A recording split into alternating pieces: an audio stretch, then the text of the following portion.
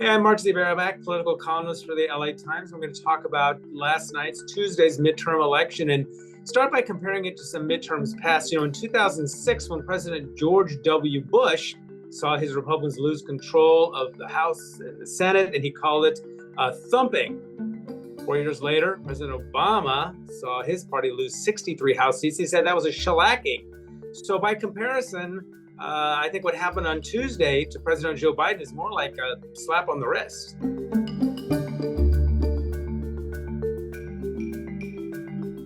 You might think about Joe Biden as the comeback kid. I mean, he arguably is the most underestimated politician we've seen in a good long while. You'll recall during the presidential campaign, people made fun of some of his debate performances, record players, and that sort of stuff. And he looked like a dead man walking after the first three contests, but he came back, obviously won the White House.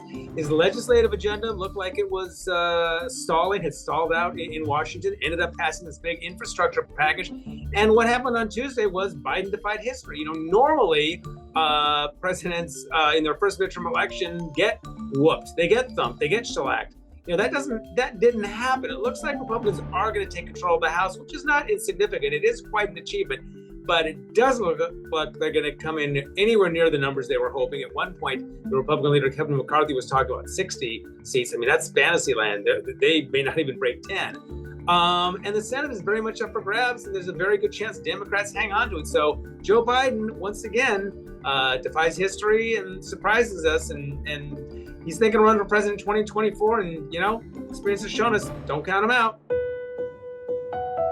So the night's biggest loser was President Trump, former President Trump, the incumbent who Joe Biden defeated. I mean, he handpicked a lot of candidates, many of whom fared very poorly. Just to focus on one, Mehmet Oz, the TV quack doctor with all his crazy remedies, was Donald Trump's handpicked candidate in Pennsylvania. He lost, and that was a huge pickup for Democrats. They gained a seat. It gives them some cushion. Other candidates, Blake Masters in Arizona, another Trump pick, looks like he's going to go down in Arizona. Herschel Walker is going to be in a runoff. You got to think that better candidates would have won all of those races. So if you're going to lay responsibility at the feet of any one individual for the Republican failure to win back the Senate, it's got to be Donald Trump.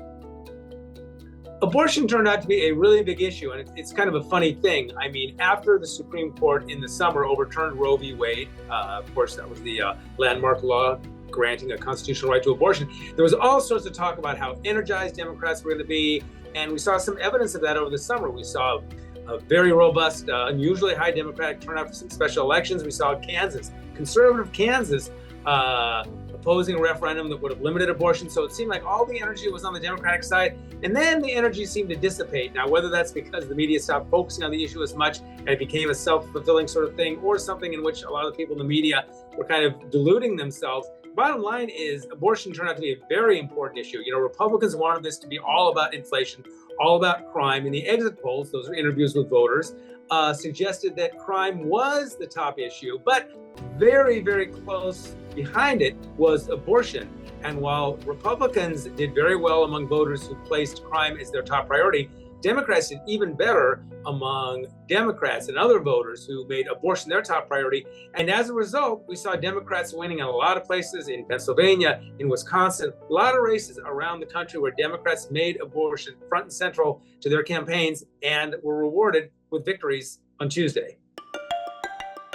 It was actually after a lot of very, very gloomy days and gloomy prognostications, including some of my own. It actually turned out to be a pretty good day for democracy yesterday. There were a lot of election deniers, people who bought into and even propagated the big lie, which is to say Trump's assertions based in nothing other than fantasy, that he actually won the 2020 campaign and there was all sorts of voter fraud, none of which is true. A lot of Republicans bought into that. Some of them running for offices that have a very material effect. A lot of them running for Secretary of State, which is the job, running elections, putting themselves in a position to dangerously put a thumb on the scale for Trump or whoever they wanted to see win in 2024. A lot of those folks lost. Some of those races aren't resolved. There's still some votes to be counted in Arizona. There's still some votes to be, in Arizona, where you have not only a Secretary of State, but an Attorney General candidate, a gubernatorial candidate, all pushing the big lie. You have an election denier running in Nevada. But a lot of them so far, where the votes are in, have lost. Now the key question is, do the rest of them all go down? And most importantly, if they do lose, will they concede? Will they acknowledge the will of the voters? If they do, then we can all sleep better at night. So there's a famous line attributed to William Goldman, the Hollywood personality and screenwriter, that nobody knows nothing, nobody knows anything. And this election again demonstrates that, people talk and pollsters conduct polls and pundits pull their chins and punditize and think about these things and kind of create this parallel reality. And if you were anywhere in the vicinity of a TV or the internet or radio or anywhere where anyone was talking about politics, there was a real strong sense going into Tuesday that it was going to be just a horrible night. Well, it was going to range from bad to horrible to curled up, crying in the fetal position for Democrats. It was going to be really terrible. Well, obviously that didn't happen, which just goes to show, as I said at the beginning, nobody really knows anything. They have a saying in sports that you got to play the games. Well, you got to run the election, and that's why people should vote.